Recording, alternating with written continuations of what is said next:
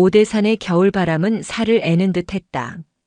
첩첩산중 굽이진 골짜기를 타고 넘어온 바람이 상원사 처마 끝 풍경을 때릴 때마다 댕그랑거리는 소리가 적막한 산사를 울렸다.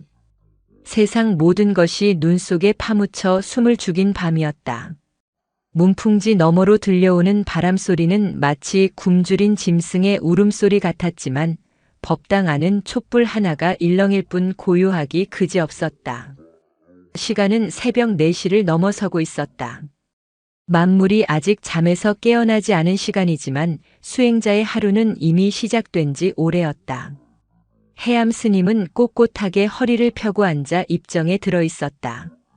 70평생을 수행에만 매진해온 그의 등은 굽은 소나무처럼 단단했고 감은 눈매에는 서슬퍼런 기운이 서려 있었다. 그는 흐트러짐 없는 자세로 마음속의 번뇌를 씻어내고 있었다.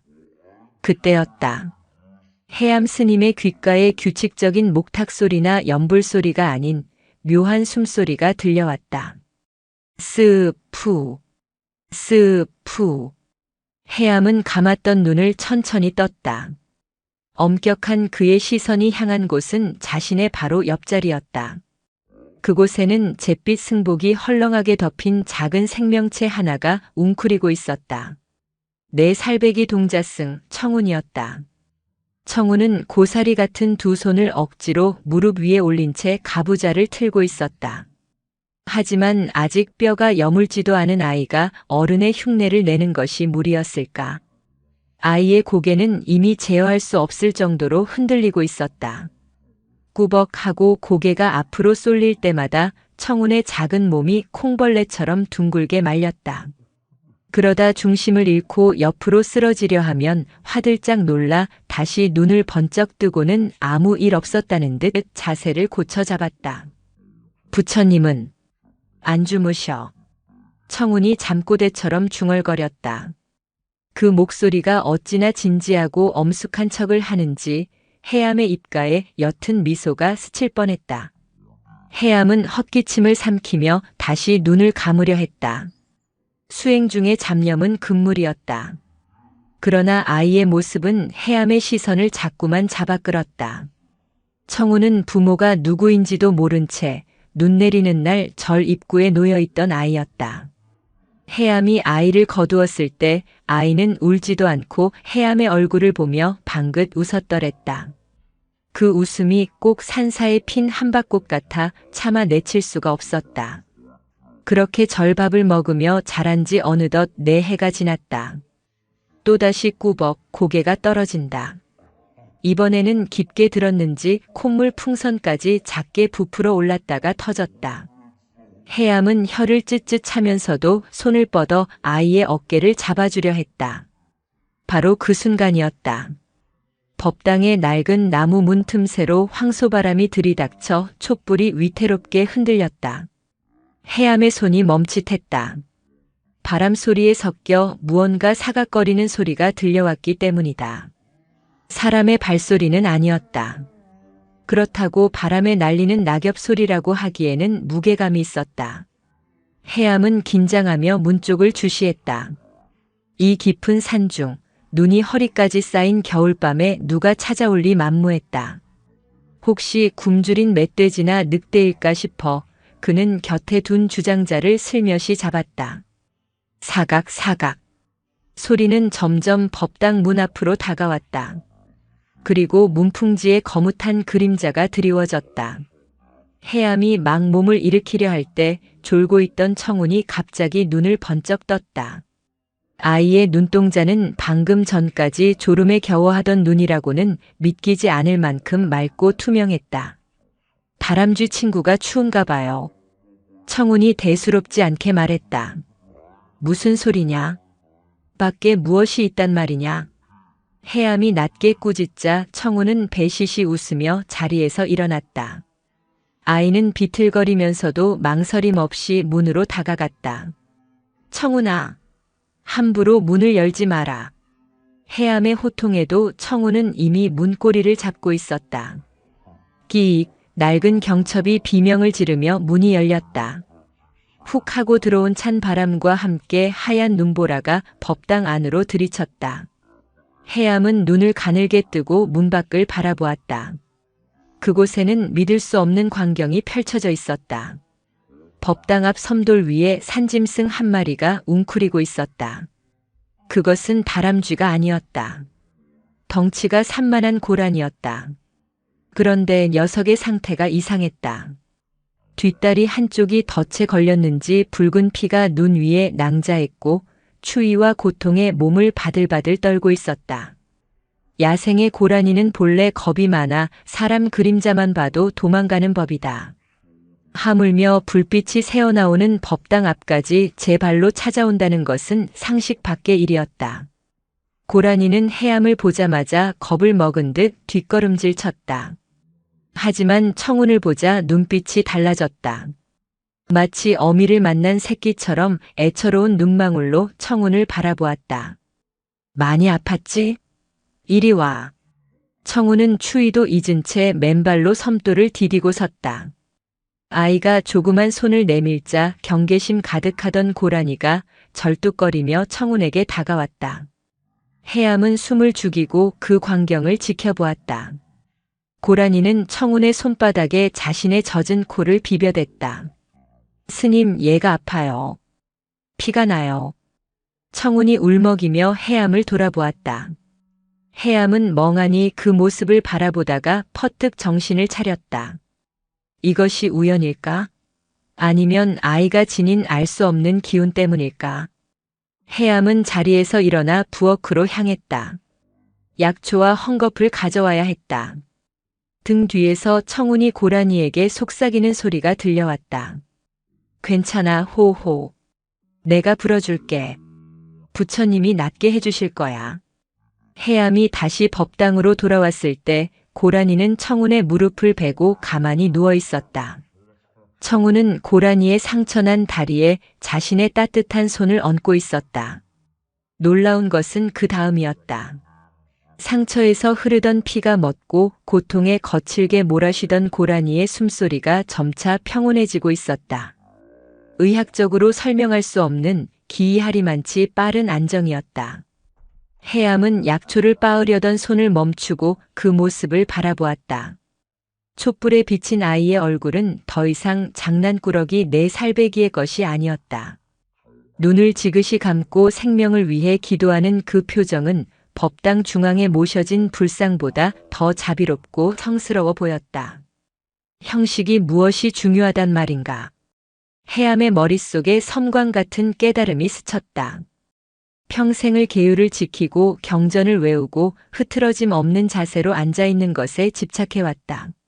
하지만 졸음 속에서도 추위 속에서도 고통받는 생명을 먼저 알아보는 저 아이의 마음이야말로 진정한 불성이 아니겠는가.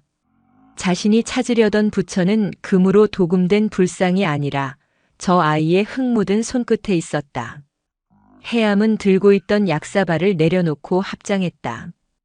고라니를 품에 안고 꾸벅꾸벅 다시 졸기 시작하는 청운을 향해 70노승은 태어나 처음으로 마음에서 우러나오는 절을 올리고 싶다는 충동을 느꼈다. 청운아. 네. 들어오너라. 녀석도 데리고 들어와. 정말요? 스님, 정말 그래도 돼요? 청운의 눈이 반달처럼 휘어졌다. 부처님께서는 중생을 차별하지 않으신다. 밖은 춥지 않으냐. 어서 데리고 들어오너라. 청운은 끙차하고 소리를 내며 다친 고라니를 부축했다.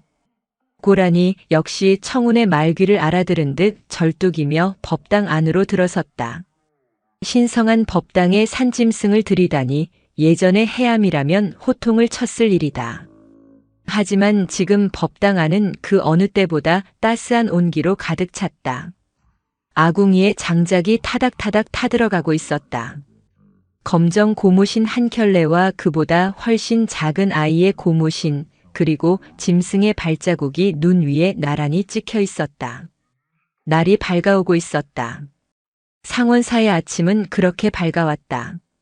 날이 밝자 절 마당에는 밤새 내린 눈이 소복하게 쌓여 있었다.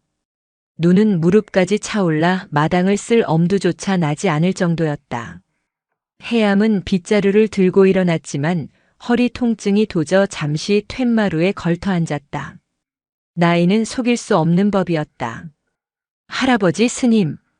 어디선가 쩌렁쩌렁한 목소리가 들려왔다. 청운이었다. 아이는 자기 키만 한 대나무 빗자루를 질질 끌고 나타났다. 제가 할게요. 제가 길 낼게요.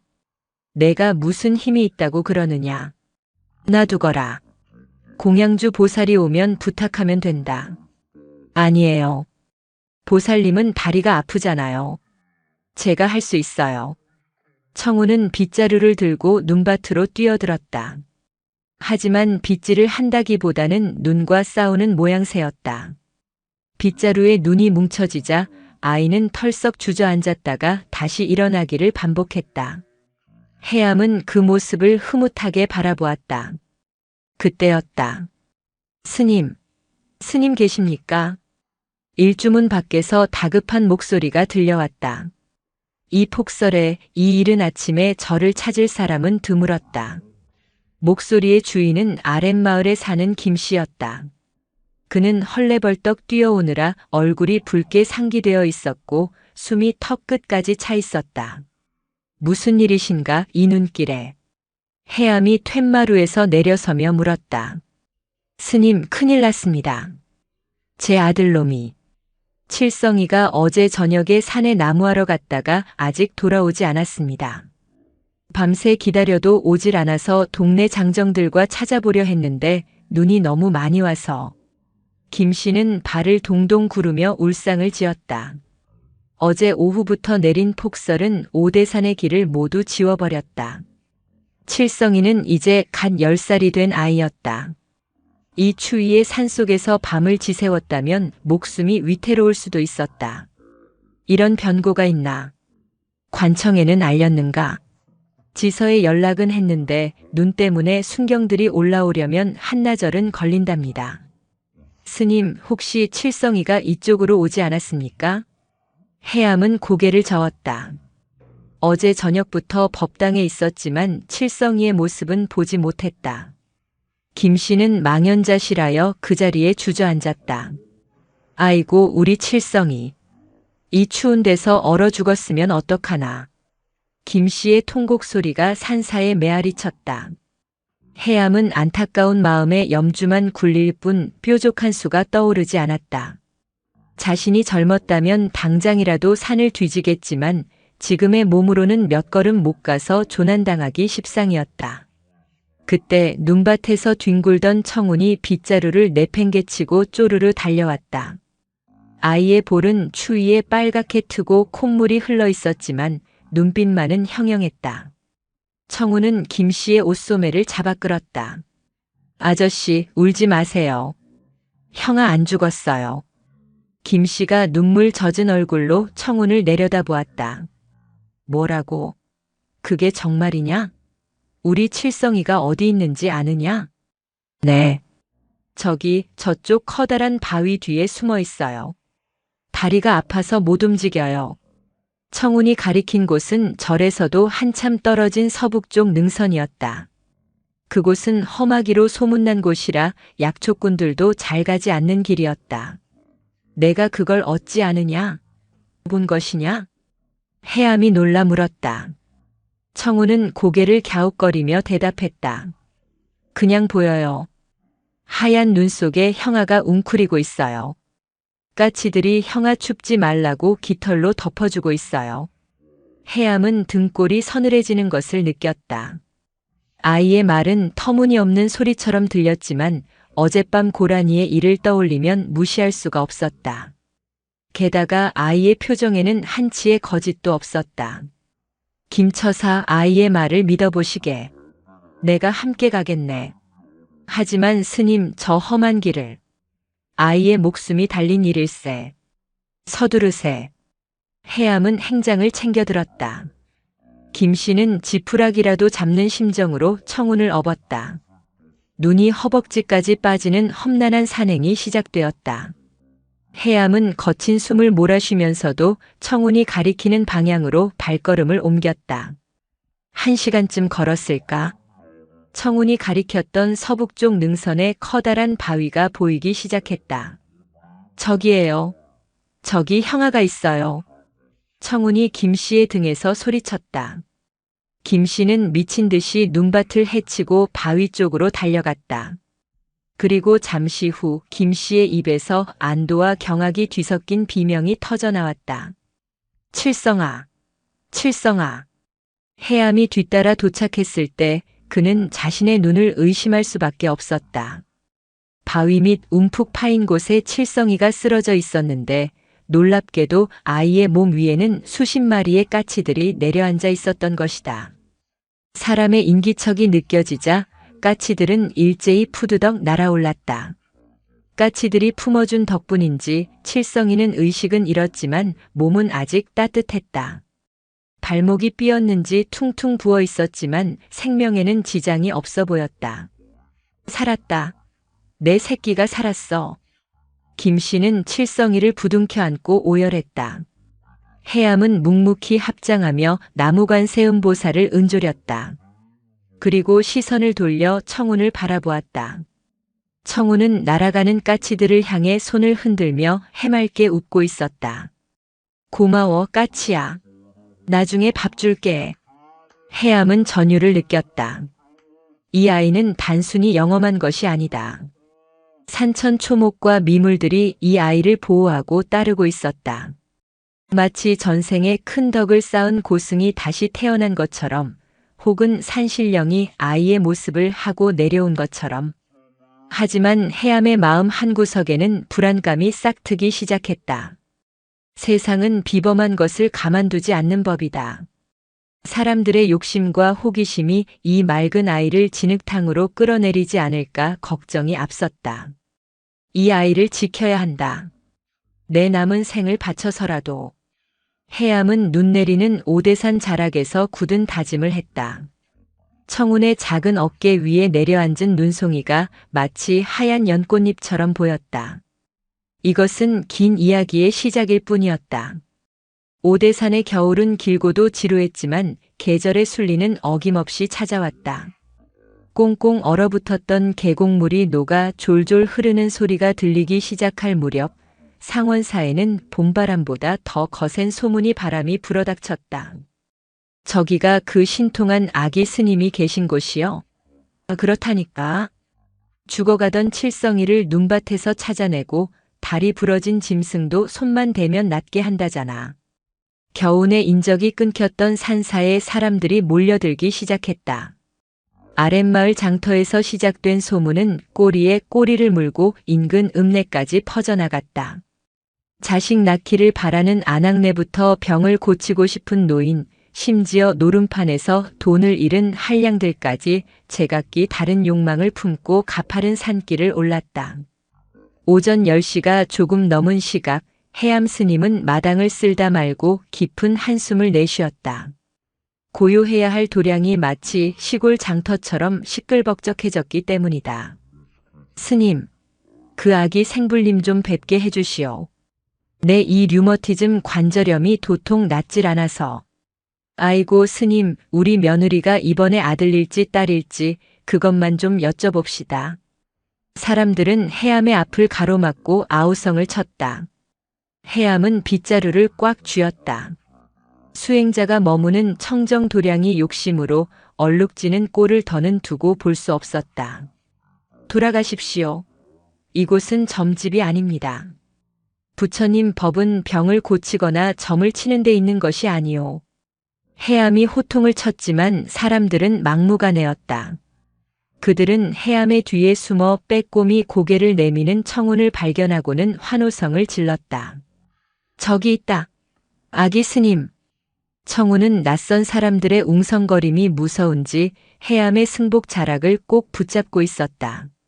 하지만 그 눈빛만은 호기심으로 반짝였다. 그때 무리 중에서 웬 중년 사내가 썩은 동아줄이라도 잡는 심정으로 튀어나왔다. 읍내에서 쌀가게를 하다 망해먹었다는 박씨였다.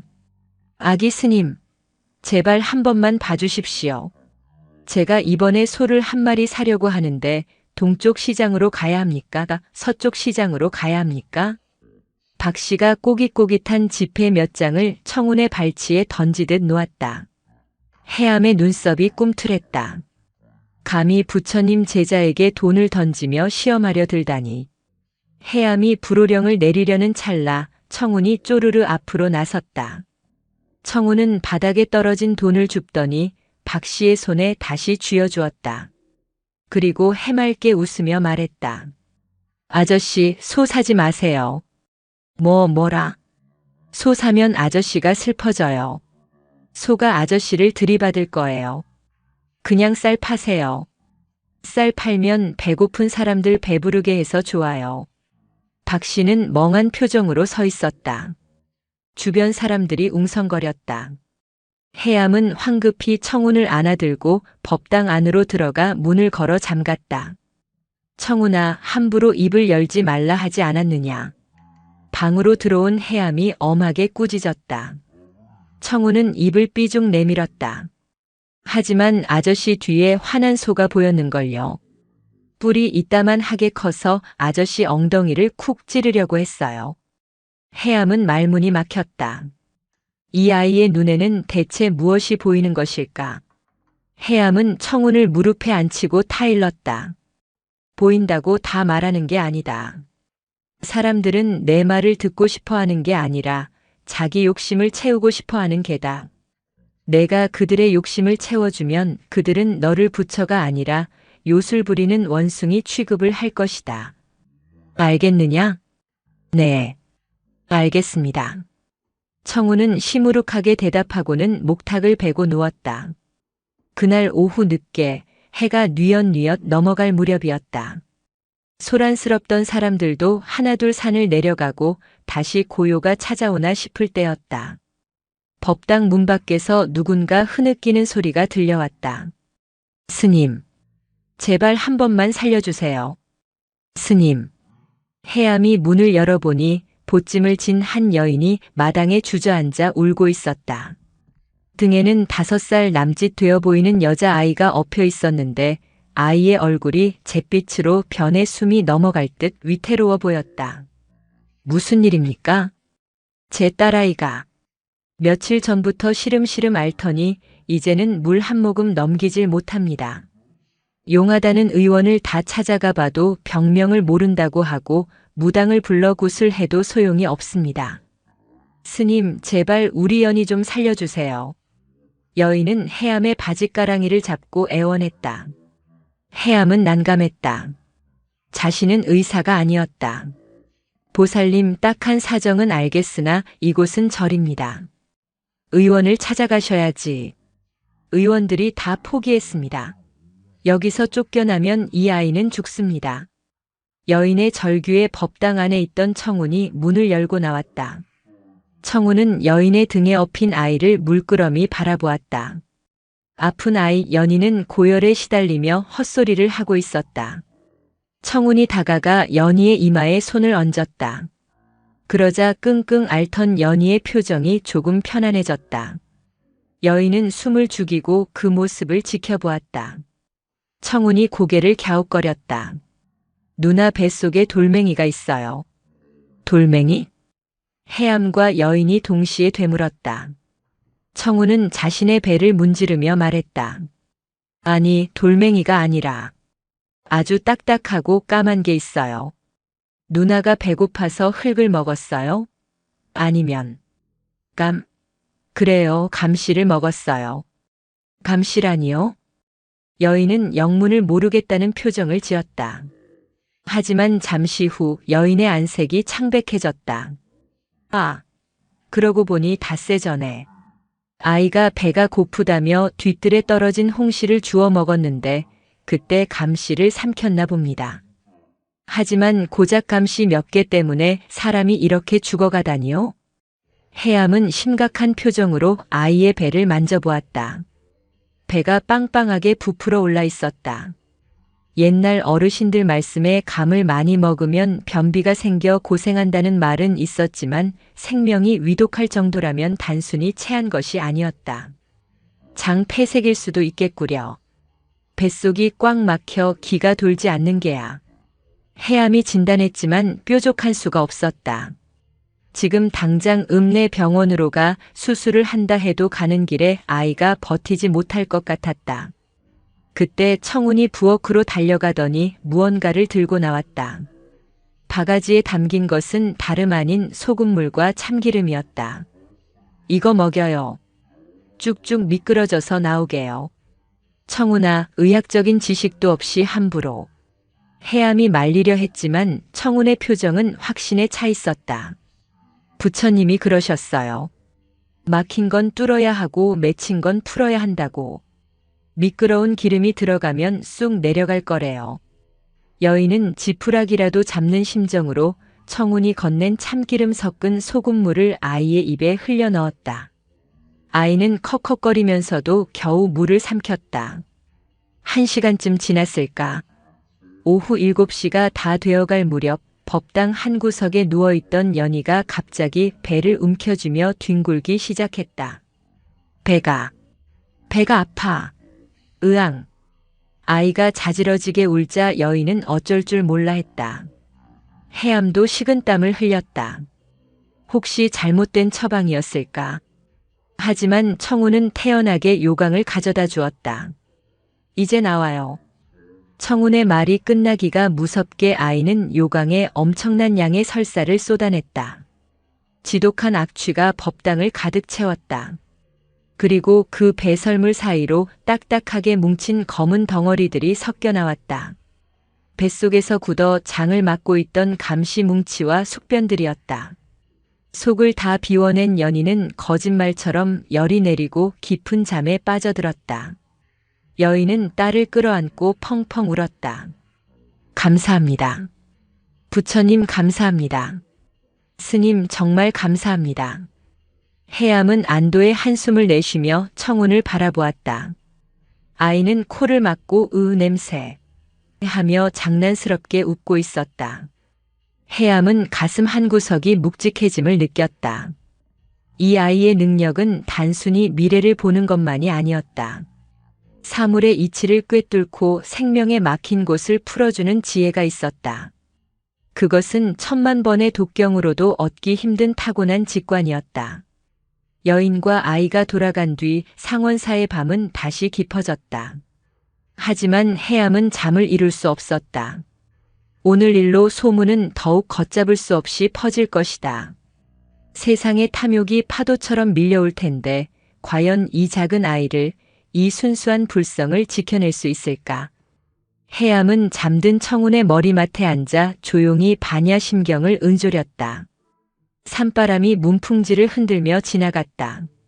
마치 다가올 시련을 예고하는 것처럼. 계절은 흘러 산천초목이 푸르름을 더하는 여름이 되었다. 상원사 주변의 숲은 짙은 녹음으로 우거졌고 매미 소리가 산사를 가득 메웠다. 지난 봄의 소동 이후 해암 스님은 산문을 걸어 잠그다시피 하고 외부인의 출입을 철저히 통제했다. 덕분에 절은 잠시 평온을 되찾은 듯 했다. 하지만 인간은 막을 수 있어도 인연의 끈은 막을 수 없는 법이었다. 오후 2시 뙤약볕이 내리쬐는 마당에서 청운은 개미떼를 구경하고 있었다. 쪼그려 앉은 아이의 등 뒤로 짙은 그림자가 드리워졌다. 내 놈이냐? 짐승들을 다 풀어준다는 꼬맹이가. 걸걸하고 탁한 목소리였다. 청운이 고개를 들어보니 덥수룩한 수염에 험상궂은 인상을 한 사내가 서 있었다.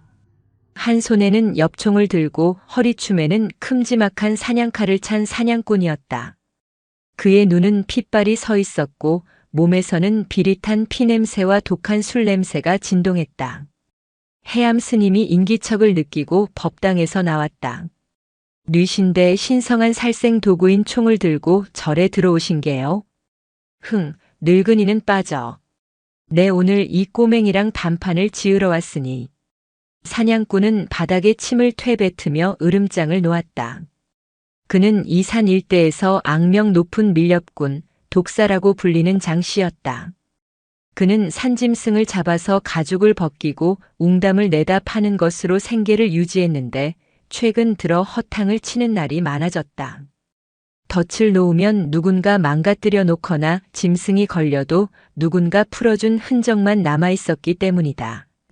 장 씨는 며칠 전 덫 주변에 숨어서 범인을 기다리다가 청운이 고라니의 발목에 걸린 덫을 풀어주는 모습을 목격했던 것이다. 야 꼬맹이. 내가 내 덫 다 망가뜨렸지? 너 때문에 내가 날린 돈이 얼마인 줄 알아? 그 웅담 하나면 기와집 한 채가 왔다 갔다 하는데. 장 씨가 총구를 청운에게 들이대며 위협했다. 해암이 소스라치게 놀라 앞을 막아서려 했지만 청운은 꿈쩍도 하지 않았다. 오히려 맑은 눈으로 장 씨를 빤히 올려다볼 뿐이었다. 아저씨 몸에서 불이 나요. 청운의 뜬금없는 말에 장 씨가 멈칫했다. 뭐? 불? 마음속에 뜨거운 불이 활활 타오르고 있어요. 그 불이 아저씨를 태우고 산짐승들을 태우고 있어요. 그래서 아저씨가 아픈 거예요. 장 씨의 표정이 일그러졌다. 사실 그는 원인 모를 화병과 피부병에 시달리고 있었다. 밤마다 온몸이 불에 타는 듯한 통증 때문에 잠을 이루지 못했고 그 고통을 잊으려 술을 마셨지만 증세는 더 심해질 뿐이었다. 이 녀석이 어디서 헛소리를. 닥치지 못해? 장 씨는 당황함을 감추려 더 크게 고함을 질렀다. 그는 개머리판으로 해암을 밀치고 청운의 멱살을 잡으려 했다. 그때였다. 크악! 장 씨가 갑자기 비명을 지르며 바닥에 나뒹굴었다. 청운이 손을 댄 것도 아니었다. 장 씨가 발을 내딛던 곳에 있던 썩은 마루장이 무게를 이기지 못하고 꺼지면서 그의 발목이 구멍에 빠져버린 것이었다. 뚝 하는 섬뜩한 소리와 함께 장 씨의 발목이 기이한 각도로 꺾였다. 내 다리, 내 다리. 장 씨는 고통에 몸부림쳤다. 자신이 놓은 덫에 짐승들이 걸려 비명을 지르던 모습 그대로 그 또한 덫과 같은 구멍에 빠져 고통스러워하고 있었다. 인과응보였다. 해암은 혀를 찼다. 악업이 화를 부른 것이다. 하지만 수행자는 원수라도 외면하지 않는 법. 해암이 다가가 상태를 살피려는데 청운이 먼저 장 씨에게 다가갔다. 비켜. 저리 가. 장 씨는 고통 속에서도 청운을 밀쳐내려 했다. 하지만 청운은 아랑곳하지 않고 장 씨의 부러진 발목 위에 고사리 같은 두 손을 얹었다. 아프지 마라. 아프지 마라. 호. 청운이 눈을 감고 주문을 외우듯 속삭였다. 그러자 놀라운 일이 벌어졌다. 장 씨의 찌그러진 일그러진 얼굴이 서서히 펴지기 시작했다. 불에 타는 듯 하던 발목의 통증이 씻은 듯이 사라지고 대신 시원한 기운이 온몸을 감싸는 것이 느껴졌다. 뿐만 아니었다. 그를 괴롭히던 마음속의 화기와 피부의 가려움증까지 차분하게 가라앉는 기분이었다. 장 씨는 멍하니 청운을 바라보았다. 자신이 총을 겨누고 위협했던 아이가 자신을 치료하고 있었다. 짐승의 목숨을 밥벌이 수단으로만 여기던 잔인한 사냥꾼의 눈에서 주르륵 눈물이 흘러내렸다. 왜 나를 도와주는 거냐? 내가 널 해치려고 했는데.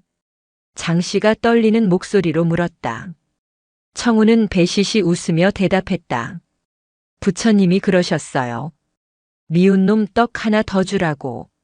그리고 아저씨가 아프면 아저씨네 아기들도 슬퍼할 거잖아요. 아기? 집에 있는 아기들이요. 아저씨 기다리잖아요.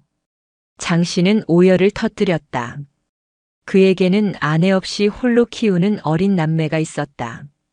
가난 때문에 아이들을 먹여 살리겠다는 핑계로 살생을 업으로 삼아왔던 자신의 지난 날이 주마등처럼 스쳐 지나갔다. 스님, 제가 잘못했습니다. 제가 죽을 죄를 지었습니다. 장 씨는 부러진 다리를 끌고 해암과 청운 앞에 엎드려 절을 했다. 해암은 조용히 합장했다. 일어나시오. 죄는 미워하되 사람은 미워하지 말라 했소. 부러진 다리는 며칠 쉬면 나을 것이나 마음의 병은 스스로 씻어내야 할 것이오. 이제 그 총을 내려놓고 다른 삶을 사시구려. 장씨는 엽총을 해암에게 바쳤다. 그리고 맹세했다. 다시는 산짐승을 죽이지 않겠노라고. 그 일이 있은 후 장씨는 완전히 다른 사람이 되었다. 그는 산을 오르내리며 등산로를 정비하고 약초를 캐서 파는 정직한 일꾼으로 거듭났다. 그리고 틈만 나면 상원사에 올라와 장작을 패고 물을 길어주며 지난날의 업보를 갚으려 노력했다. 하지만 시련은 끝나지 않았다. 장씨의 개과천선은 작은 시작에 불과했다. 산 아래 세상은 더 크고 무서운 욕망으로 꿈틀대고 있었다. 개발의 광풍이 불어오고 있었던 것이다. 어느 날 오후 3시경 검은색 세단 한 대가 흙먼지를 일으키며 상원사 입구까지 올라왔다. 차에서 내린 사람은 기름진 머리에 양복을 빼입은 사내와 지도를 든 수행원들이었다. 여기가 경치는 좋군. 여기를 싹 밀고 별장을 지으면 딱이겠어. 사내는 거만한 태도로 사찰을 둘러보았다. 그는 서울에서 온 건설업자 최 사장이었다. 정부의 고위 관료와 줄이 닿아 있다는 그는 국립공원개발이라는 명목하에 오대산 자락의 땅을 사들이고 있었다. 주지 스님 계시오? 내 할 말이 좀 있어서 왔소만. 최 사장은 신발도 벗지 않고 법당 마루에 걸터 앉아 소리쳤다. 해암이 마당으로 나왔다. 부처님 도량에서 무례하게 무슨 짓입니까? 아, 거두절미하고. 이 절 땅 나한테 넘기시오. 내가 섭섭지 않게 쳐주리다. 낡아빠진 절간 붙들고 있어봐야 돈이 나옵니까? 쌀이 나옵니까? 그 돈으로 시내 나가서 편하게 사시오. 해암의 얼굴이 붉게 달아올랐다. 이곳은 천년을 이어온 수행처요. 돈으로 사고 팔 수 있는 곳이 아닙니다. 당장 나가시오. 이 늙은이가 말귀를 못 알아듣네. 법적으로 가면 당신들이 이길 수 있을 것 같아? 어차피 여기 문교부 허가도 제대로 안 난 무허가 건물 아니오? 최 사장은 협박조로 나왔다. 그때 숲속에서 놀던 청운이 헐레벌떡 뛰어왔다. 낯선 사람들이 할아버지 스님을 괴롭히는 것을 본 것이다. 우리 스님 괴롭히지 마요. 나쁜 아저씨들아. 청운이 최 사장의 앞을 막아섰다. 최 사장은 청운을 위아래로 훑어보더니 비릿한 웃음을 흘렸다. 아, 내가 그 소문의 영매꼬맹이냐? 잘 만났다. 야, 너 내 주머니에 얼마 있는지 맞춰봐라. 맞히면 팁 좀 줄게. 최 사장은 청운을 서커스단 원숭이 취급을 했다. 수행원들이 킬킬거리며 웃었다. 청운은 최 사장의 눈을 똑바로 쳐다보았다.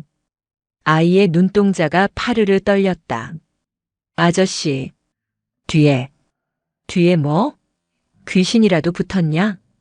아저씨 뒤에 시커먼 물이 넘실거려요. 사람들이 울고 있어요. 아저씨가 뺏은 집에서 쫓겨난 사람들이 울고 있어요. 최 사장의 표정이 굳어졌다. 그는 재개발 사업을 하며 수많은 철거민을 강제로 몰아내고 돈을 벌었다. 그 과정에서 억울하게 죽은 사람도 있었다. 그 누구에게도 말하지 않은 비밀이었다. 이 재수 없는 녀석이. 최 사장이 손을 들어 청운의 뺨을 때리려 했다. 해암이 몸을 날려 청운을 감싸 안았다. 짝 하는 소리와 함께 해암의 등짝에 최 사장의 손바닥이 꽂혔다. 스님. 청운이 울음을 터뜨렸다. 최 사장은 자신의 손을 털며 빈정거렸다. 운 좋은 줄 알아라. 내일 다시 올 테니 도장 찍을 준비나 해도. 최 사장 일행은 흙먼지를 날리며 돌아갔다. 해암은 쓰린 등을 어루만지며 청운을 달랬다. 하지만 해암의 마음은 천근만근 무거웠다. 권력과 돈을 앞세운 저들을 무슨 수로 당해낼 것인가. 그날 밤 오대산에는 장대비가 쏟아졌다. 하늘이 뚫린 듯 퍼붓는 비는 마치 상원사의 운명을 예고하는 듯 했다. 해암은 뜬 눈으로 밤을 지새웠다. 그리고 새벽녘 엄청난 굉음이 산을 뒤흔들었다. 우르릉 마이너스 쾅. 산사태였다. 며칠간 이어진 비로 집안이 약해진 탓이었다. 그런데 소리가 난 곳은 절이 아니었다. 절 아래쪽 어제 최 사장이 차를 타고 올라왔던 그 비포장도로 쪽이었다. 날이 밝자마자 충격적인 소식이 들려왔다. 최 사장 일행이 묵고 있던 산장 펜션이 산사태에 휩쓸려 무너졌다는 것이다. 공교롭게도 그 산장은 최 사장이 무리하게 산을 깎아 지은 불법 건축물이었다. 구조대가 도착하기 전 해암과 청우는 현장으로 달려갔다. 흙더미 속에 최 사장이 반쯤 파묻혀 신음하고 있었다. 살려주시오. 제발. 어제의 기세등등하던 모습은 온데간데 없었다. 그는 진흙투성이가 되어 공포에 질려 있었다. 해암은 망설이지 않고 흙을 파내기 시작했다. 청운도 고사리 손으로 흙을 퍼냈다. 아저씨, 조금만 참아요. 우리가 구해줄게요. 청운이 소리쳤다. 최 사장은 흐릿한 눈으로 청운을 바라보았다. 자신이 때리려 했던 아이, 저주했던 아이가 흙투성이가 되어 자신을 살리려 하고 있었다. 왜? 나는 너희를 쫓아내려 했는데. 부처님이 그러셨어요. 물에 빠진 사람은 건져놓고 보라고요. 아저씨가 미운 건 미운 거고 아픈 건 아픈 거잖아요. 청운의 순수한 말 한마디가 최 사장의 가슴에 비수처럼 꽂혔다. 그는 비로소 깨달았다. 자신이 쌓아올린 부와 권력이 이 거대한 자연 앞에서는, 그리고 이 작은 아이의 자비심 앞에서는 한 줌의 흙보다 못하다는 것을. 구조대가 도착하여 최 사장은 병원으로 이송되었다. 그는 크게 다쳤지만 목숨은 건졌다. 그리고 며칠 뒤 병상에 누운 최 사장으로부터 편지 한 통이 상원사로 배달되었다. 스님, 그리고 아기 스님. 제 어리석음을 용서해 주십시오. 상원사 땅에 대한 욕심은 버리겠습니다. 그리고 제가 가진 돈으로 무너진 산을 복구하고 갈 곳 없는 사람들을 위한 집을 짓겠습니다. 아기 스님이 보여준 자비가 저를 살렸습니다. 편지를 읽는 해암의 눈가에 이슬이 맺혔다. 청우는 옆에서 곶감을 오물거리며 물었다. 스님, 그 아저씨 이제 안 아파요? 그래, 이제 마음의 병이 다 나으신 모양이다. 비온 뒤에 땅이 더 굳어진다고 했던가. 상원사는 2번의 큰 위기를 넘기며 더욱 단단해졌다. 하지만 청운의 비범함은 이제 숨길 수 없는 세상의 등불이 되어가고 있었다. 그것은 축복인 동시에 또 다른 인연의 시작을 알리는 신호탄이었다. 세월은 흘러 청운의 나이 어느덧 10살이 되었다. 10년의 세월 동안 오대산의 바람은 아이를 소년으로, 그리고 진정한 수행자로 키워내고 있었다. 그리고 이제 청운의 앞에는 산사 안에서는 겪을 수 없는 더 넓은 세상의 가르침이 기다리고 있었다. 10년이라는 세월은 오대산의 숲을 10번이나 붉게 물들였다가 다시 하얗게 덮기를 반복했다. 어느덧 14살 소년이 된 청운은 더 이상 해암 스님의 승복 자락을 붙잡고 다니던 꼬마가 아니었다. 훤칠하게 자란 키와 다부진 어깨, 그리고 무엇보다 깊이를 알 수 없는 그윽한 눈빛은 보는 이로 하여금 절로 고개를 숙이게 만드는 기품이 있었다. 오후 2시 여름 햇살이 나뭇잎 사이로 부서져 내리는 시간이었다. 청우는 계곡 바위에 걸터앉아 흐르는 물을 바라보고 있었다. 물은 다투지 않고 흐른다. 바위를 만나면 돌아가고 웅덩이를 만나면 채우고 간다. 청우는 해암 스님의 가르침을 되뇌었다. 하지만 소년의 마음속에는 설명할 수 없는 물음표들이 자라나고 있었다. 산 아래 세상에서 가끔 들려오는 소식들은 혼란스럽기 그지없었다.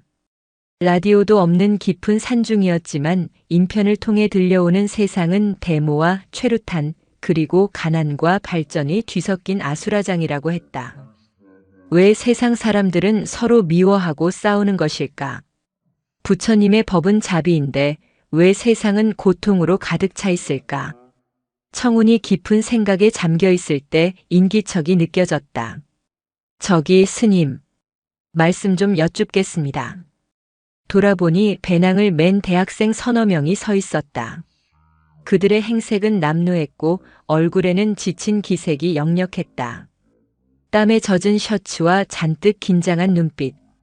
청우는 단박에 그들이 평범한 등산객이 아님을 알아차렸다. 그들의 가슴 속에서 불안과 두려움, 그리고 세상을 향한 분노가 시뻘건 불길처럼 일렁이는 것이 보였기 때문이다. 길을 잃으셨습니까? 청운이 차분하게 물었다. 네, 지도에는 이 근처에 등산로가 있다고 했는데 길을 못 찾겠어서요. 목도 마르고. 학생 중 리더로 보이는 청년이 대답했다. 하지만 청운은 그들이 길을 잃은 것이 아니라 무언가로부터 도망치고 있음을 직감했다. 아마도 산 아래에서의 소요 사태를 피해 깊은 산으로 숨어든 수배자들일지도 모른다. 따라오십시오. 시원한 물이라도 한 잔 드시고 가시지요. 청운은 그들을 상원사로 안내했다. 해암 스님은 마침 출타 중이셨고 절에는 공양주 보살과 청운뿐이었다. 청운은 우물가에서 시원한 물을 바가지 가득 퍼서 건넸다. 학생들은 허겁지겁 물을 들이켰다. 살 것 같다. 고맙습니다, 스님. 한 여학생이 숨을 고르며 말했다. 그녀의 손목에는 멍자국이 선명했다. 청우는 모른 척하며 물었다. 마음의 불을 끌어오셨습니까? 여학생이 흠칫 놀라 청운을 쳐다보았다. 마음의 불이라니요?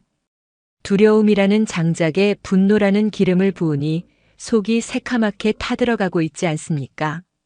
그 불이 너무 뜨거워 이 찬 계곡물로도 식혀지지 않는군요. 학생들은 서로의 얼굴을 마주 보았다. 이 어린 스님이 자신들의 속사정을 꿰뚫어 보고 있다는 생각에 경계심이 일었다. 스님이 세상 물정을 뭘 안다고 그러십니까? 지금 산 아래가 어떤 세상인지 아십니까? 독재와 억압 때문에 사람들이 피를 흘리고 죽어가는데 여기서 편하게 목탁이나 두드리는 분들이 뭘 안다고. 혈기왕성한 남학생 하나가 울분을 토했다. 그의 말에는 뼈가 있었다. 산중의 평화가 세상의 고통을 외면한 비겁함이 아니냐는 질타였다. 청우는 화를 내지 않았다. 대신 조용히 마당 한 구석에 핀 엉겅퀴 꽃을 가리켰다. 보십시오. 저 꽃은 가시가 돋쳐 있습니다.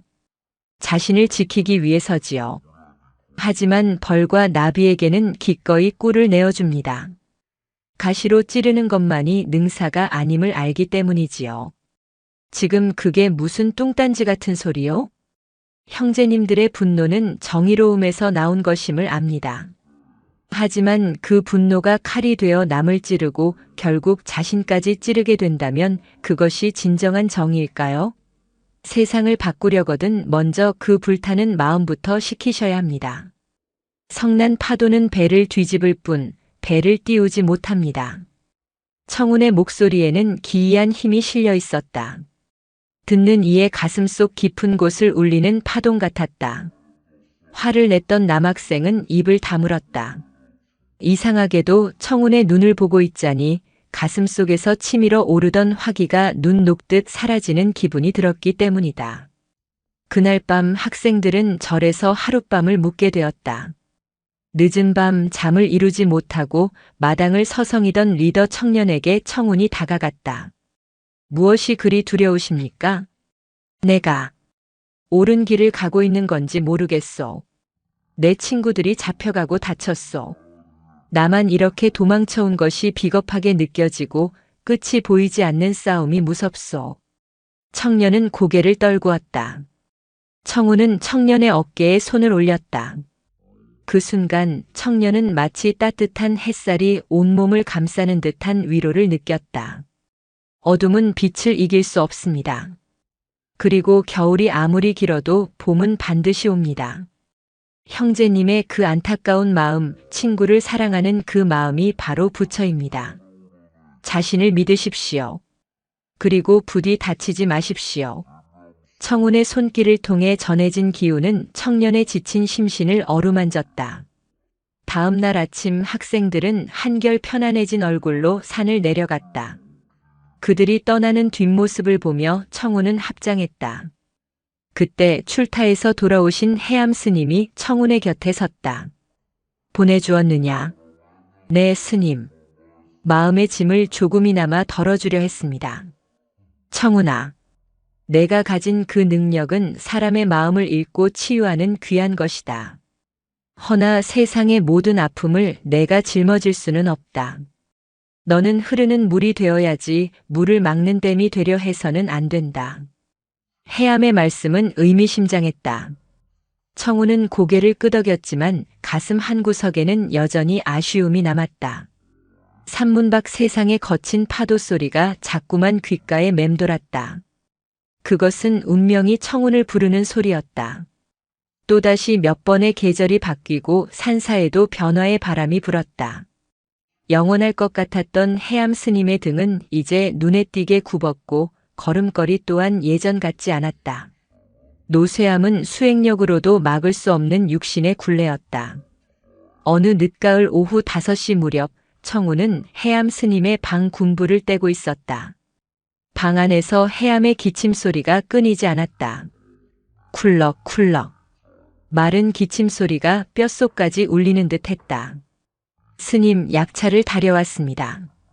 좀 드십시오. 청운이 방문을 열고 들어섰다. 해암은 창백한 얼굴로 벽에 기대어 앉아 있었다. 청운은 해암의 손을 잡았다. 손이 얼음장처럼 차가웠다. 스님, 제가 기를 넣어드리겠습니다. 청운은 해암의 등에 손을 대고 자신의 기운을 불어넣으려 했다.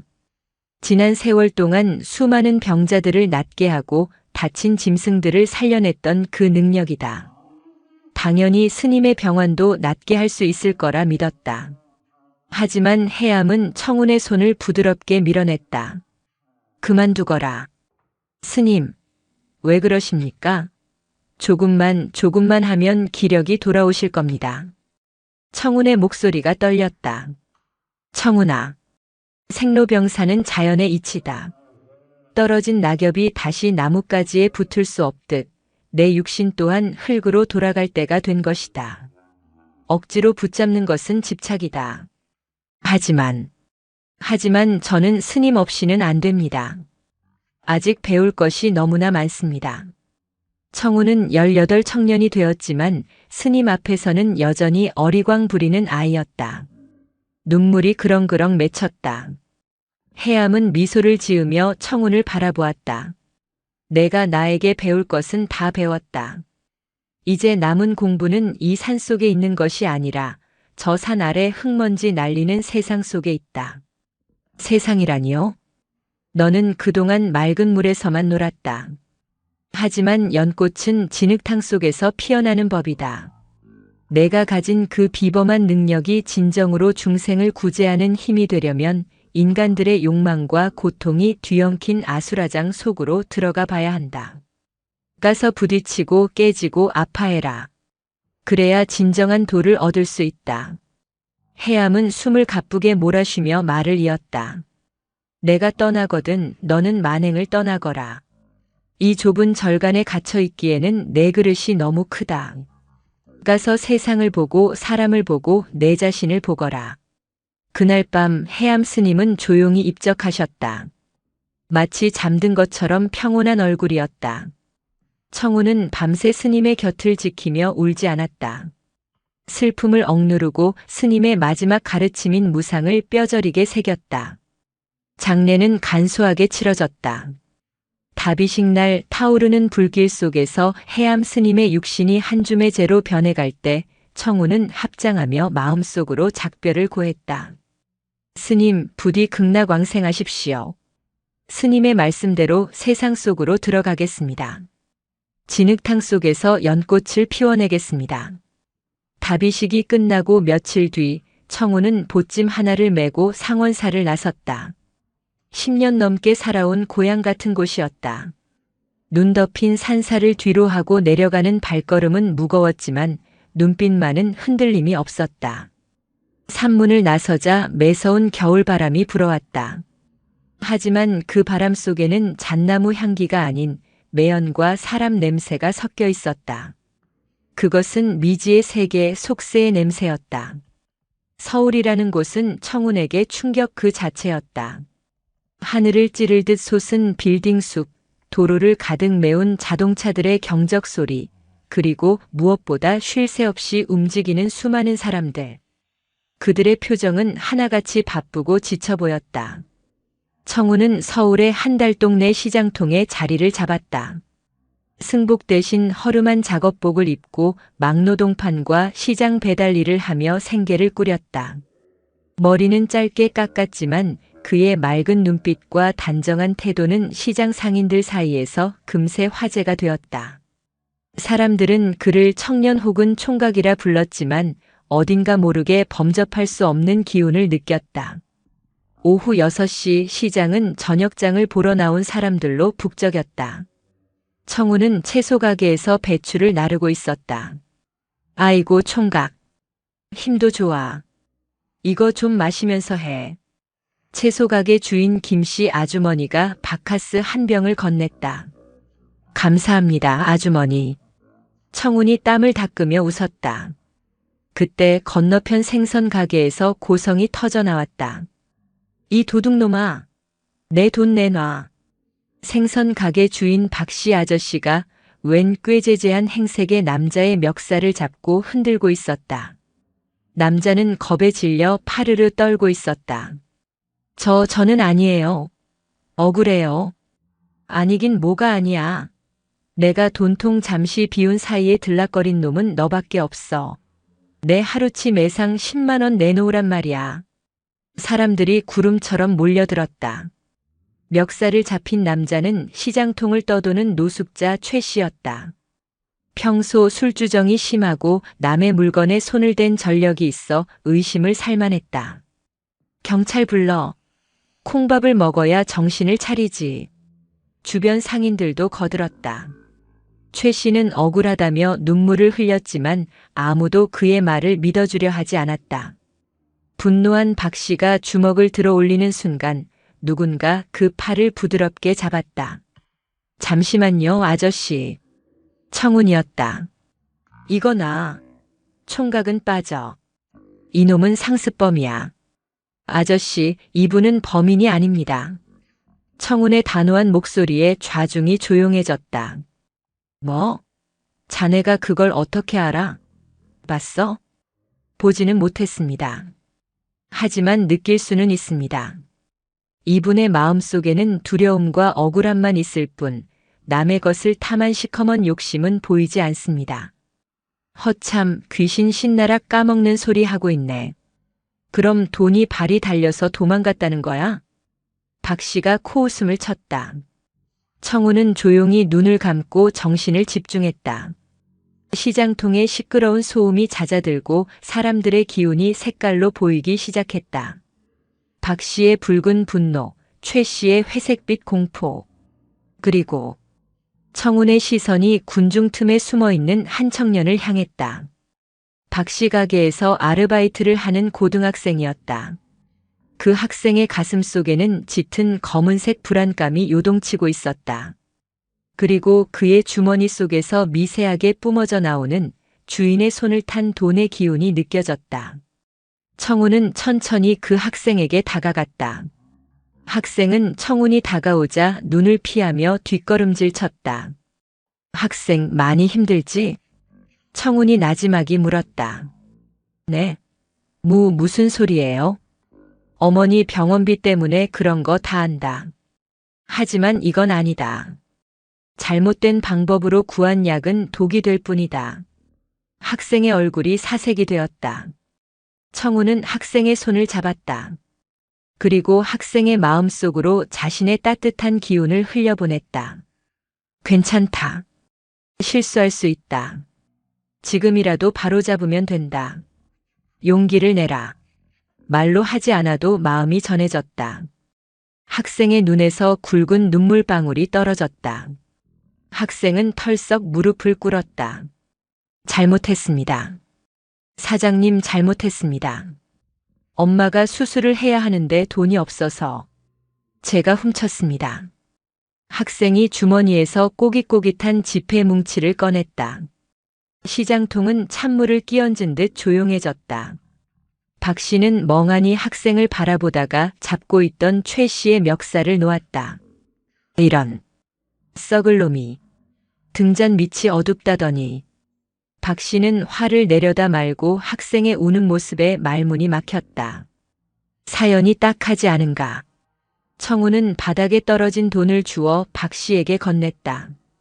아저씨, 죄는 밉지만 효심은 갸륵하지 않습니까?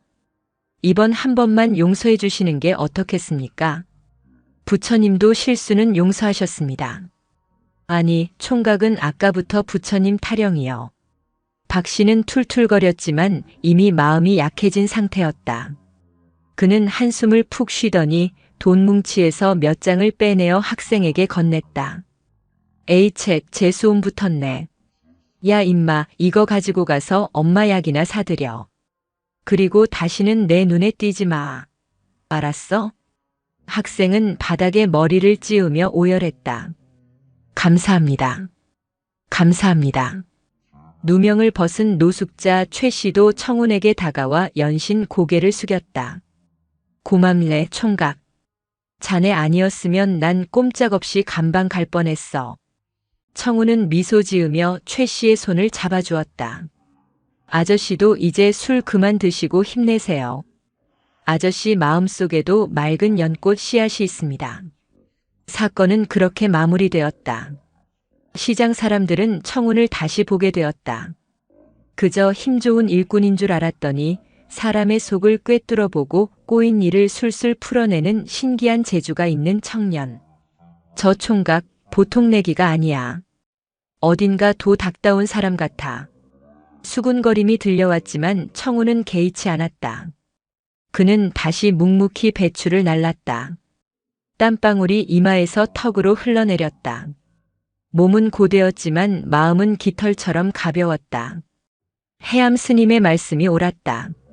진흙탕 같은 이 시장 바닥에도 부처는 있었다. 용서하는 박 씨의 마음에도, 효심에 흔들린 학생의 마음에도, 고마워할 줄 아는 최 씨의 마음에도 불성은 살아 숨쉬고 있었다. 청우는 밤하늘을 올려다보았다. 서울의 밤하늘은 네온사인 불빛 때문에 별이 잘 보이지 않았지만 청운의 눈에는 오대산의 별보다 더 많은 별들이 반짝이고 있었다. 그것은 바로 치열하게 살아가는 사람들의 눈빛이었다. 스님, 저 이제 조금은 알 것 같습니다. 세상이 곧 절이고 사람이 곧 경전입니다. 청운의 입가에 옅은 미소가 번졌다.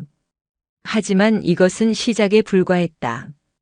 이 거대한 도시에는 더 깊은 어둠과 그 어둠을 밝혀야 할 더 큰 시련들이 청운을 기다리고 있었다. 어느 날 밤 청운이 머무는 쪽방촌으로 검은 양복을 입은 사내들이 찾아왔다. 그들의 등 뒤로 음습하고 탁한 기운이 뱀처럼 꿈틀대고 있었다. 여기가 점 잘 본다는 총각네 집이야? 사내의 목소리는 칼날처럼 차가웠다. 청운은 직감했다. 이제 피할 수 없는 운명의 소용돌이가 다시 시작되고 있음을. 그것은 단순한 시비가 아니라 거대한 악과의 싸움이 될 것임을. 쪽방촌의 좁은 골목길은 검은 양복을 입은 사내들이 내뿜는 살기로 가득 찼다. 밤 9시가 넘은 시각 가로등 하나 없는 골목은 칠흑처럼 어두웠지만 청운의 눈은 대낮처럼 그들을 응시하고 있었다. 회장님께서 뵙자고 하신다. 잔말 말고 따라와. 행동대장으로 보이는 거구의 사내가 청운의 어깨를 거칠게 잡아 끌었다. 제가 가지 않으면 이 시장 사람들이 다칩니까? 청운의 물음에 사내는 비릿한 웃음을 흘렸다. 눈치가 빠르네. 내가 그 신통력으로 우리 사업을 좀 도와줘야겠어. 싫다면. 뭐 여기 있는 김씨네 채소가게나 박씨네 생선가게가 내일 아침에 온전할지는 장담 못하지. 청운은 잠시 눈을 감았다. 김씨 아주머니의 따뜻한 바카스, 박씨 아저씨의 투박한 웃음이 떠올랐다. 피할 수 없는 인연이라면 마주하는 것이 순리였다. 가시지요. 청운은 순순히 그들의 검은 세단에 올랐다.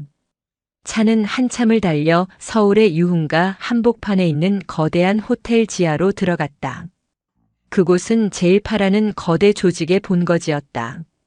지하 밀실의 문이 열리자 자욱한 담배 연기와 함께 값비싼 양주 냄새가 코를 찔렀다.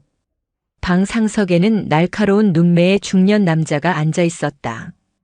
이 일대를 주름잡는 조 회장이었다. 그는 개발 이권을 따내기 위해 수단과 방법을 가리지 않는 냉혈한으로 악명이 높았다. 내가 그 소문이 도사냐? 앉아라. 조 회장이 턱짓으로 앞자리를 가리켰다. 내 사업 운 좀 봐라. 이번에 강남 쪽 땅을 작업하고 있는데 이게 대박이 터질지 쪽박을 찰지 말이야. 청우는 자리에 앉지 않고 조 회장을 빤히 바라보았다. 그의 눈동자에는 두려움 대신 깊은 연민이 서려 있었다. 회장님 많이 아프시군요. 조 회장의 미간이 찌푸려졌다. 뭐? 아파? 나 아주 건강해. 헛소리 말고 점괘나 내놔. 몸이 아니라 마음이 아프십니다. 밤마다 비명소리가 들리지 않습니까? 억울하게 쫓겨난 사람들, 회장님의 지시로 다치거나 죽은 사람들의 원망이 회장님의 침소 주위를 맴돌고 있습니다. 그 때문에 잠을 못 주무시고 독한 술에 의지하시는군요. 조 회장의 손이 파르르 떨렸다. 청운의 말은 정확했다. 그는 수면제 없이는 잠들지 못했고 잠이 들어도 악몽에 시달렸다. 하지만 그는 자신의 약점을 들킨 것에 격분했다. 이놈이 감히. 조 회장이 마시던 양주잔을 바닥에 내동댕이 쳤다. 쨍그랑 파편이 사방으로 튀었다. 부하들이 일제히 품에서 흉기를 꺼내들었다. 살벌한 공기가 방 안을 메웠다. 하지만 청우는 눈 하나 깜짝하지 않았다. 칼로 벤 상처는 꿰매면 아물지만 원한으로 베인 영혼은 꿰맬 수가 없습니다. 멈추십시오. 더 가면 벼랑 끝입니다. 회장님의 아드님을 생각해서라도 멈추셔야 합니다. 뭐? 내 아들. 지금 유학가 있는 아드님 말입니다. 회장님이 쌓은 악업의 화살이 지금 바다 건너 아드님을 향해 날아가고 있습니다. 아비의 죄를 자식이 대신 받게 될 것입니다. 그 순간 조 회장의 안색이 사색이 되었다. 사실 며칠 전부터 아들과 연락이 닿지 않아 불안해하던 차였다. 그때였다. 조 회장의 책상 위에 있던 전화기가 요란하게 울렸다. 새벽 2시가 다 된 시간이었다. 조 회장은 떨리는 손으로 수화기를 들었다. 여보세요? 수화기 너머에서 다급한 목소리가 들려왔다. 미국에 있는 아들의 보호자였다. 아들이 교통사고를 당해 중환자실에 있다는 비보였다. 조 회장은 수화기를 든 채 털썩 주저앉았다. 어떻게? 내가 그걸 어떻게 해? 조 회장은 공포에 질린 눈으로 청운을 올려다보았다. 청운은 조용히 다가가 조 회장의 어깨에 손을 얹었다. 아직 늦지 않았습니다. 지금이라도 참회하고 덕을 쌓으십시오. 그러면 화살의 방향을 돌릴 수 있습니다. 어떻게 하면 됩니까? 내 전 재산을 다 내놓으라면 내놓겠소. 제발 내 아들만 살려주시오. 천하의 조 회장이 무릎을 꿇고 빌었다. 돈은 필요 없습니다. 지금 당장 철거하려던 달동네 공사를 멈추십시오. 그리고 쫓겨난 사람들에게 보금자리를 돌려주십시오. 진심으로 사죄하고 베푸십시오. 그것만이 아드님을 살리는 길입니다. 조 회장은 눈물을 흘리며 고개를 끄덕였다. 알겠소. 그렇게 하겠소. 당장 공사를 중지시키겠소. 청운이 조 회장의 등을 어루만지자 조 회장의 가슴을 짓누르던 검은 기운이 서서히 흩어지는 것이 보였다.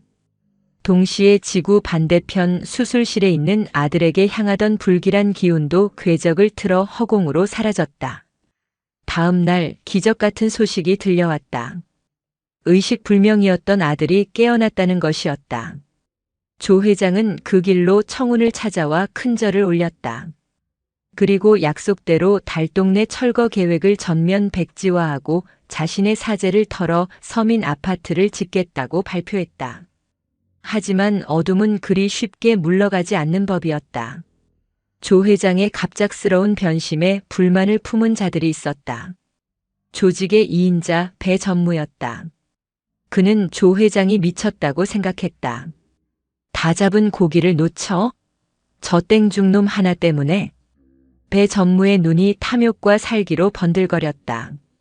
그는 몰래 경쟁 조직과 손을 잡고 무서운 음모를 꾸미기 시작했다. 계절은 바뀌어 장마가 시작되었다.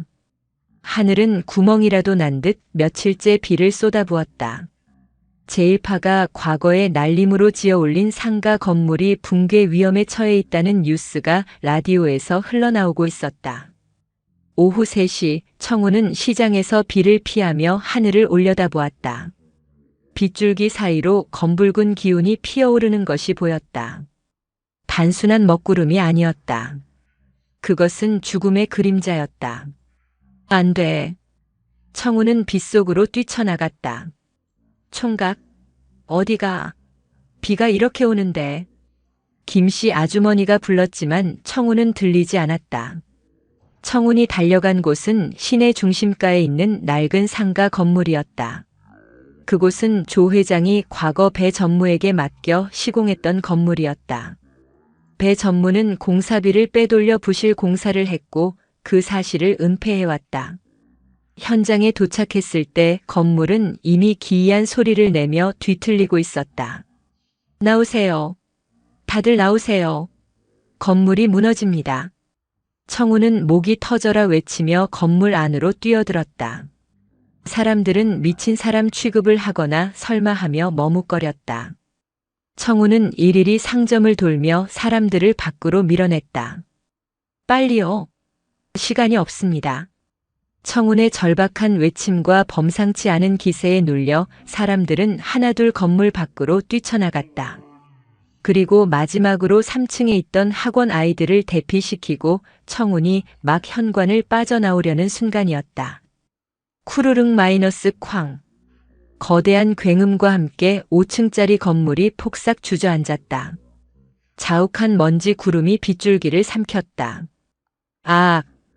아비규환이었다. 미처 빠져나오지 못한 사람들이 매몰되었다.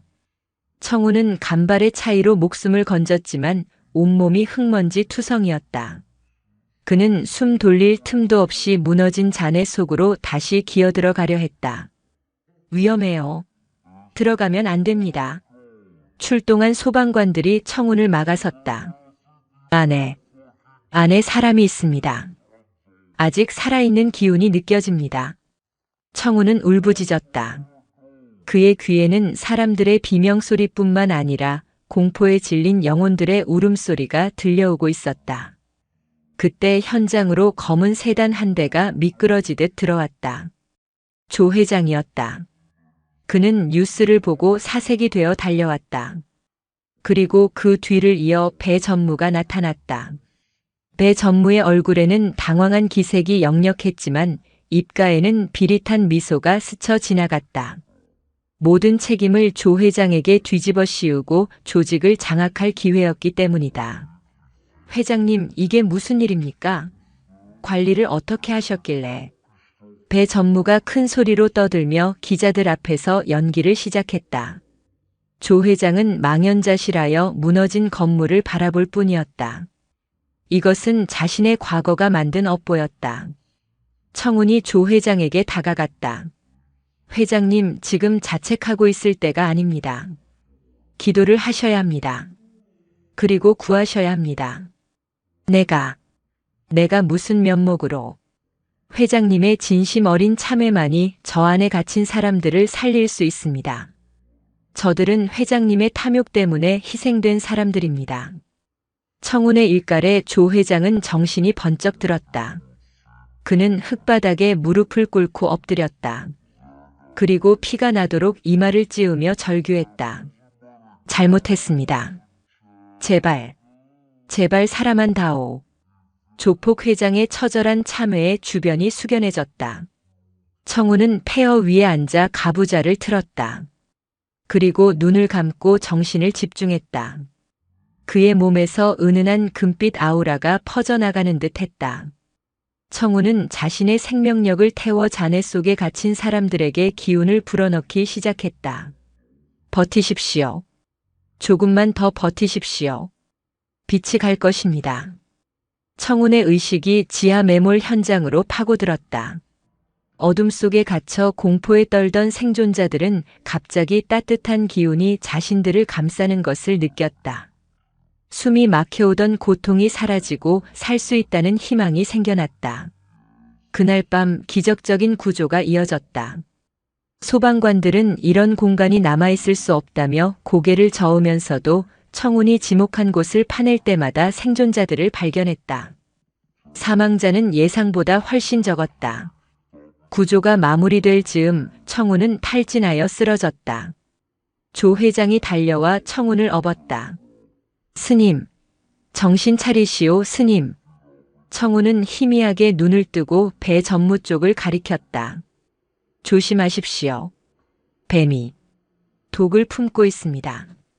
그 말을 끝으로 청운은 의식을 잃었다. 조 회장의 눈빛이 매섭게 변했다. 그는 배 전무를 노려보았다. 배 전무는 슬그머니 자리를 피했다. 이제 정면 승부였다. 청운이 병원에서 깨어난 것은 사흘 뒤였다. 그는 링거 바늘을 뽑고 자리에서 일어났다. 몸은 천근만근이었지만 쉴 틈이 없었다. 불길한 예감이 온몸을 휘감았다. 안 된다. 멈춰야 해. 청운은 환자복 위에 승복을 걸치고 병원을 나섰다. 그가 향한 곳은 인천 부두에 있는 낡은 물류 창고였다. 오늘 밤 그곳에서 조 회장과 배 전무의談判이 있다는 것을 직감으로 알 수 있었다. 밤 11시 부두에는 장대비가 내리고 있었다. 창고 안은 팽팽한 긴장감이 감돌았다. 조 회장은 소수의 신복만 대동한 채였고 배 전무는 경쟁 조직의 조직원들을 가득 매복시켜 놓고 있었다. 배 전무 내놈이 부실 공사를 주도하고 공금까지 횡령한 걸 모를 줄 알았느냐? 조 회장의 호통에 배 전무는 낄낄거렸다. 회장님, 시대가 변했습니다. 언제까지 착한 척하면서 절간의 시주나 하고 살 겁니까? 이제 제가 이 조직을 접수하겠습니다. 편히 가십시오. 배 전무의 신호와 함께 숨어있던 조직원들이 쇠파이프와 칼을 들고 쏟아져 나왔다. 숫자에서 압도적인 열세였다. 조 회장의 신복들이 필사적으로 막았지만 역부족이었다. 죽여. 오늘 밤 여기 있는 놈들 다 수장시킨다. 배 전무가 소리쳤다. 그때 창고 문이 열리며 청운이 걸어 들어왔다. 비에 젖은 승복 자락이 휘날렸다. 멈추시오. 청운의 목소리가 쩌렁쩌렁하게 울렸다. 싸움이 잠시 멈췄다. 너는 또 뭐야? 끈질긴 땡중놈, 제 발로 죽으러 왔구나. 배 전무는 기름통을 발로 찼다. 콸콸 쏟아진 기름이 바닥을 적셨다. 그는 주저없이 라이터를 던졌다. 화르륵. 순식간에 불길이 치솟았다. 낡은 창고는 거대한 화마에 휩싸였다. 출구 쪽은 이미 불바다가 되어 나갈 수가 없었다. 다 같이 죽자. 나는 뒷문으로 나가면 그만이야. 배 전무는 미리 봐둔 개구멍 쪽으로 도망치려 했다. 하지만 천장에서 불타는 목재가 떨어지며 개구멍을 막아버렸다. 인과응보였다. 배 전무와 그의 일당도 조 회장도 청운도 모두 불길 속에 갇히고 말았다. 연기가 폐를 찔렀다. 사람들은 고통에 몸부림쳤다. 조 회장은 청운을 감싸 안았다. 스님, 저 때문에. 죄송합니다. 아닙니다. 이것 또한 업을 씻는 과정입니다. 청운은 불길 한가운데서 가부좌를 틀었다. 뜨거운 열기가 살을 태울 듯 다가왔지만 청운의 표정은 평온했다. 나무아미타불 관세음보살. 청운이 연불을 외기 시작했다. 그러자 놀라운 현상이 벌어졌다. 청운의 몸에서 뿜어져 나온 푸른 빛이 돔돔 형태의 방어막을 형성하며 조 회장과 주변 사람들을 감쌌다. 맹렬하던 불길이 그 빛에 닿자 사그라들거나 피해갔다. 심지어 배 전무와 그 일당들조차 그 빚 안으로 기어들어왔다. 살려주세요. 살려주세요. 배 전무는 공포에 질려 청운의 바짓가랑이를 잡았다. 자신을 죽이려던 원수였다. 하지만 청운은 그들을 내치지 않았다. 들어오십시오. 부처님의 자비에는 피하가 없습니다. 청운은 자신의 생명력을 극한까지 끌어올려 방어막을 유지했다. 코에서 입에서 선혈이 흘러내렸다. 스님, 그만하시오. 이러다 스님이 죽습니다. 조 회장이 울부짖었지만 청운은 멈추지 않았다. 모두를 살려야 한다. 단 한 명도 죽게 해서는 안 된다. 밖에서는 소방차 사이렌 소리가 요란하게 들려왔다. 소방관들이 물을 뿌리고 벽을 부수는 소리가 났다. 하지만 불길이 너무 거세 접근이 쉽지 않았다. 시간이 얼마나 흘렀을까? 청운의 의식이 희미해져 갔다. 방어막이 흔들렸다. 그때 불길 속에서 환영이 보였다. 돌아가신 해암 스님이 인자한 미소로 서 계셨다. 청운아, 이제 되었다. 너의 자비가 불을 이겼다. 쾅! 창고 벽이 무너지고 소방대원들이 들이닥쳤다. 그들이 목격한 것은 기적이었다. 다 타버린 잿더미 속에서 청운을 중심으로 둥글게 모여있는 사람들만이 그을음 하나 없이 멀쩡하게 살아남아 있었던 것이다. 청운은 구조대가 도착하는 것을 보고 나서야 털썩 쓰러졌다. 스님! 조 회장이 청운을 업고 밖으로 뛰었다. 구급차에 실려가는 청운의 얼굴은 창백했지만 입가에는 엷은 미소가 서려 있었다. 배 전무와 그 일당은 현장에서 체포되었다. 그들은 자신들을 살려준 청운의 기적 앞에 완전히 기가 꺾여 모든 죄를 자백했다. 조 회장 또한 자수했다. 그는 조직을 해체하고 죗값을 치른 뒤 남은 생을 봉사하며 살겠다고 다짐했다. 이 사건은 인천 부두 창고의 기적으로 불리며 세간에 알려졌다. 사람들은 불길 속에서 수십 명을 구한 젊은 스님의 이야기에 감동했다. 하지만 청운은 병원에서 깨어나자마자 조용히 짐을 쌌다. 세상의 환호와 칭송은 수행자에게는 또 다른 족쇄일 뿐이었다. 스님, 어디로 가시렵니까? 퇴원하는 청운을 배웅하러 온 조 회장의 아들이 물었다. 조 회장은 수감 중이라 오지 못했다. 청운은 먼 하늘을 바라보았다. 바람이 부는 곳으로 가야지요. 아직 세상에는 닦아줘야 할 눈물이 많습니다. 청운은 합장하고 뒤도 돌아보지 않고 길을 떠났다. 그의 뒷모습 위로 아침 해가 떠오르고 있었다. 진흙탕 속에서 피어난 연꽃은 이제 그 향기를 더 널리 퍼뜨리기 위해 새로운 여정을 시작하고 있었다.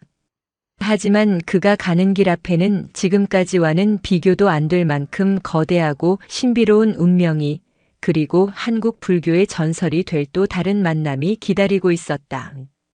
세월은 멈추지 않는 강물처럼 흘러갔다. 청운이 속세로 내려가 불길 속에서 기적을 행하고 홀연히 사라진 지 어언 50년이라는 시간이 지났다. 강산이 5번이나 변했을 그 긴 시간 동안 세상은 천지개벽하듯 변해 있었다. 흙먼지 날리던 도로는 아스팔트로 뒤덮였고 낮은 초가집들은 마천루가 되어 하늘을 찔렀다. 하지만 오대산 상원사로 향하는 길목의 잣나무 숲만은 여전했다. 그 변함없는 푸르름 속으로 한 노승이 지팡이를 짚고 천천히 걸어 올라오고 있었다. 하얗게 샌 눈썹과 주름진 얼굴, 낡아 빠진 승복. 그는 70대 후반의 노인이 된 청운이었다. 오후 4시 해가 서산으로 기울며 숲속의 긴 그림자를 드리울 때였다. 청운은 거친 숨을 몰아쉬며 일주문 앞에 섰다. 결국 다시 이곳이구나. 청운의 입가에 옅은 미소가 번졌다. 평생을 만행하며 전국의 길 위에서 가난한 달동네에서 아픈 이들이 있는 병원에서 보냈다. 이제 육신의 기력이 다했음을 직감한 그는 자신의 영혼이 처음 싹텄던 고향, 상원사로 돌아온 것이다. 상원사의 젊은 주지 스님이 마당을 쓸다 말고 낯선 노승을 발견하고 다가왔다. 스님, 먼 길 오시느라 고생하셨습니다. 누구를 찾아오셨는지요? 청우는 합장하며 대답했다. 그저 옛 인연을 찾아 쉬러 왔습니다. 하룻밤 묵어갈 수 있겠습니까? 젊은 주지는 노승의 눈빛을 보고 흠칫 놀랐다. 깊고 고요한 우물 같은 그 눈빛은 평범한 노인의 것이 아니었다. 주지는 정중하게 청운을 객실로 안내했다. 그날 밤 상원사에는 한방눈이 내리기 시작했다. 50여 년 전 4살 배기 청운이 해암 스님 옆에서 졸던 그 밤처럼 온 세상이 하얗게 지워지고 있었다. 다음 날 아침 놀라운 손님이 저를 찾아왔다. 백발이 성성한 노신사가 고급 승용차에서 내려 수행원들의 부축을 받으며 법당으로 들어섰다. 그는 대한민국에서 가장 큰 복지재단을 운영하는 조 이사장이었다. 과거 청운이 불길 속에서 구해냈던 조 회장의 아들이었다. 그는 수소문 끝에 청운이 상원사로 돌아왔다는 소식을 듣고 한 걸음에 달려온 것이다. 스님, 살아계셨군요. 정말 살아계셨군요.